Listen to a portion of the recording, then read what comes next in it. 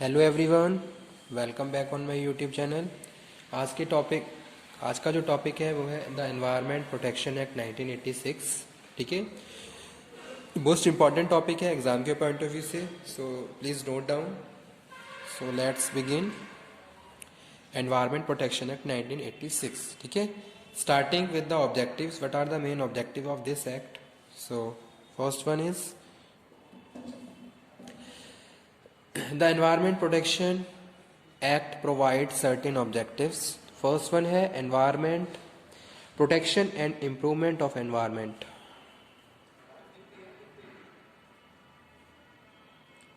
Protection and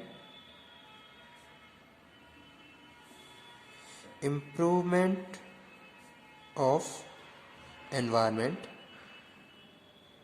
ठीक है, और हमारा एनवायरनमेंट किन किन चीज़ों से मिलके बना है? Environment include water, air, land. ठीक है, तो यहाँ पे मैं ब्रैकेट में लिख देता हूँ वाटर, एयर, लैंड। ठीक है, अब पहला जो ऑब्जेक्टिव है कि भाई protection and improvement of environment. So with this objective the environment protection act 1986 was established.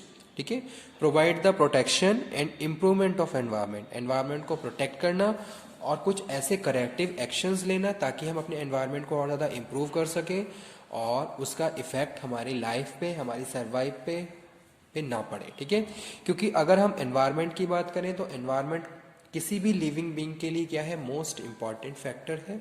ठीक है, एनवायरनमेंट में हम सरवाइव करते हैं। एनवायरनमेंट इंक्लूड करता है वाटर, एयर, लैंड। ठीक है, जो कि हमारे लिए क्या है? बहुत ज़्यादा इंपॉर्टेंट फैक्टर्स हैं, चाहे हम वाटर की बात करें, चाहे हम एयर की बात करें, चाहे हम लैंड जहाँ पे रह रहे हैं। ठीक है, सारी चीज़ें ही क्या है? अप टू डेट होनी चाहिए, अप टू मार्क होनी चाहिए, क्योंकि इसका कहीं ना कहीं डायरेक्ट इफेक्ट हमारी सर्वाइव पे पड़ता है, हमारी लाइफ पे पड़ता है। ठीक है, तो इसीलिए इस एक्ट को बनाया गया ताकि हम एनवायरनमेंट को प्रोटेक्ट करें, उसको और ज़्यादा इम्प्रूव करें और अपनी लाइफ को बहुत इजी तरीके से उसको सर्वाइव करने योग्य बना पाए। ठीक है, तो पहला ऑब्जेक्टिव यही था। सेकंड वन हम बात कर रहे हैं prevention of hazards to all living creatures. ठीक है, यानी कि जो हैजार्डस पॉल्यूटेंट्स की बात करूं या फिर हैजार्डस प्रोसेस की बात करूं, उसको प्रिवेंट करना ताकि उसका इफेक्ट जितने भी लिविंग क्रिएचर्स हैं उन पे ना पड़े।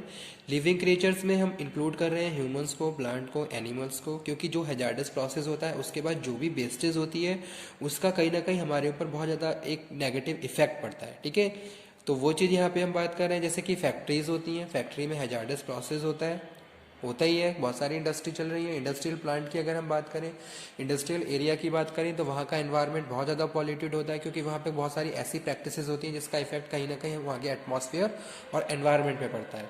तो उसको प्रिवेंट करने के लिए, उसको रोकने के लिए एनवायरनमेंट प्रोटेक्शन एक्ट को बनाया गया और बहुत सारे प्रोविजंस लगाए गए। तो सेकेंड ऑब्जेक्टिव हमारा यही था,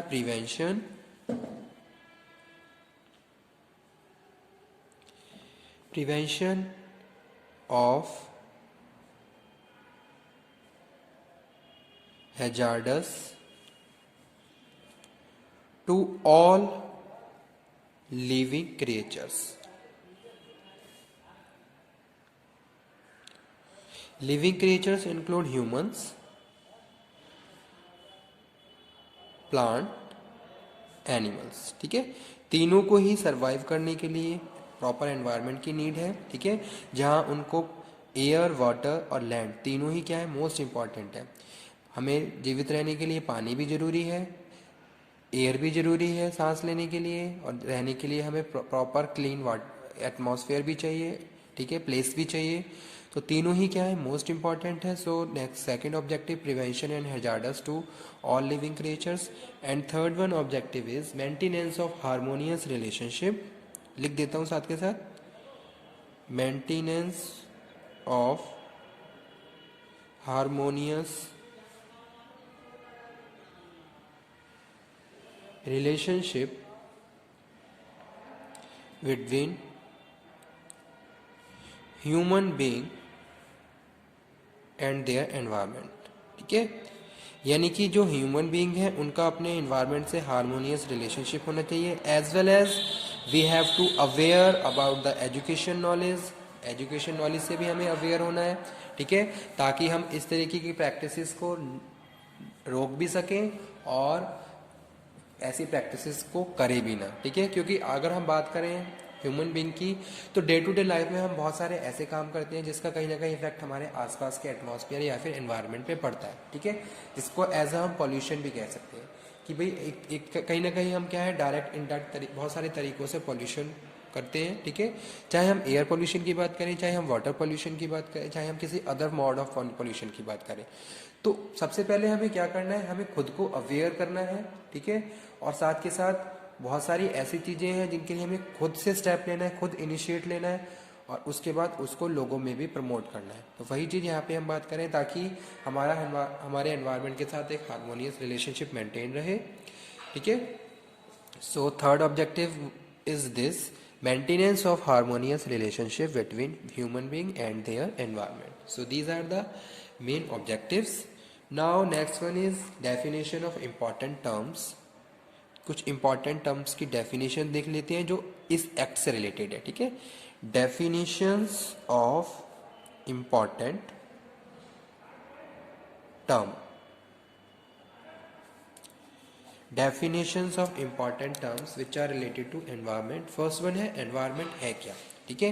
तो किस तरीके से इस एक्ट में environment को डिफाइन किया गया है समझ लेते हैं। फर्स्ट डेफिनेशन है environment, ENVIRONMENT, ठीक है। environment include water, air and land and the interrelationship with which exist among them and property, ठीक है। अगर हम बात कर रहे हैं एनवायरनमेंट की, तो एनवायरनमेंट इंक्लूड करता है एयर को, वाटर को, लिख भी देता हूं साथ के साथ, include air, water and land and their inter relationship,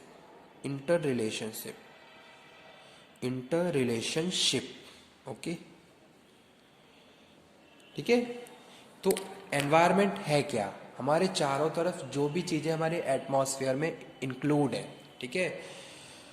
हमारे चारों तरफ जो भी चीज़ें हैं वो कहीं ना कहीं हमारे एनवायरनमेंट का पार्ट है, चाहे हम एयर की बात करें, चाहे हम वाटर की बात करें, चाहे हम लैंड की बात करें।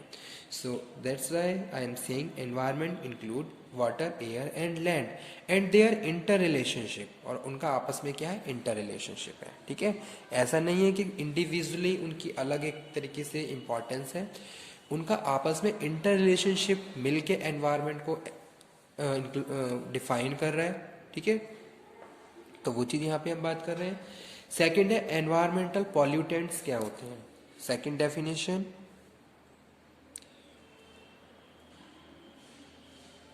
Environmental pollutants. पॉल्यूटेंट्स मैंने पहले भी डिफाइन कर दिए हैं, दोबारा से मैं डिफाइन कर देता हूँ, ठीक है। पॉल्यूटेंट्स का मतलब क्या होता है, include any solid, liquid and gaseous substance, include any solid, liquid and gaseous substance। कोई ऐसा सब्सटेंस जो नेचर में या तो सॉलिड है या फिर वो लिक्विड है या फिर वो गैसियस है, जो हमारे एनवायरनमेंट में मिलके उसको पोल्यूट कर रहा है, ठीक है। तो वो क्या है, एनवायरमेंटल पॉल्यूटेंट्स है, ठीक है। Any gaseous substance present in such concentration as may be injurious to environment. उसकी कुछ कंसंट्रेशन हमारे एनवायरनमेंट में इंक्लूड हुई और जिसकी वजह से हमारा एनवायरनमेंट क्या हो गया, इंजीरियस हो गया, यानी कि पोल्यूट हो गया।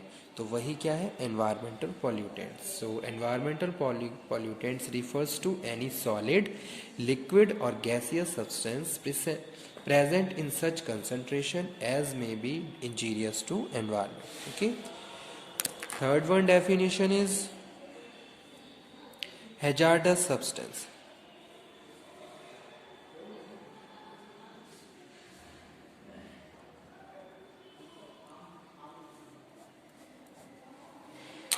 Hazardous substance means any substance which is liable to cause harm, any substance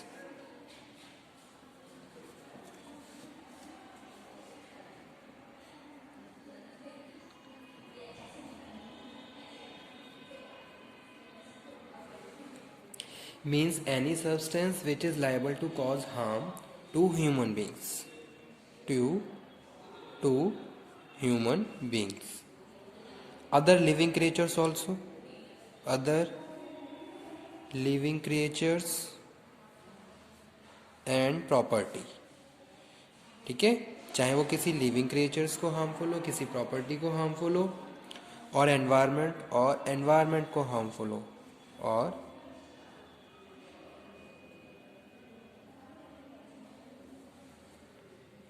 bye reason of its chemical और फिजियोकेमिकल प्रॉपर्टी और हैंडलिंग। तो वो क्या है, हैजार्डस सब्सटेंस है। ठीक है, तो hazardous substance means any substance which is liable to cause harm to human being, other living creatures and property or environment by reason of its chemical, physiochemical or property or handling, that is hazardous substance। ठीक है, so these are the main definitions of importance Environment Protection Act 1986। okay, so today topic session is all about this objectives and definitions and important terms of used in this act। ठीक है, in the previous video in next video lectures we will cover detail about the act, journal power of the central government। ठीक है, यानी कि central government के पास कौन कौन सी powers है रिगार्डिंग द एनवायरनमेंट। ठीक है, किस तरीके से वो डिसीजन मेकिंग करते हैं, किस तरीके से प्रिवेंटिव एक्शंस लेते हैं, किस तरीके से अदर अथॉरिटीज़ हैं उनके फंक्शंस, उनकी पावर्स असाइन की गई हैं और वो किस तरीके से उनको एग्जीक्यूट कर रहे हैं। So these all things we will cover in our next lecture. Okay student, thank you very much आज के सेशन के लिए। The environment protection act 1986। ठीक है, एग्जाम के पॉइंट ऑफ व्यू से इंपॉर्टेंट है और वैसे भी आपकी नॉलेज में होना चाहिए एनवायरनमेंट प्रोटेक्शन एक्ट के बारे में। ठीक है, तो इस सेशन को हम यहीं पे फिनिश करते हैं। नेक्स्ट सेक्शन में इसके नेक्स्ट टॉपिक्स डिस्कस करेंगे। Thank you very much.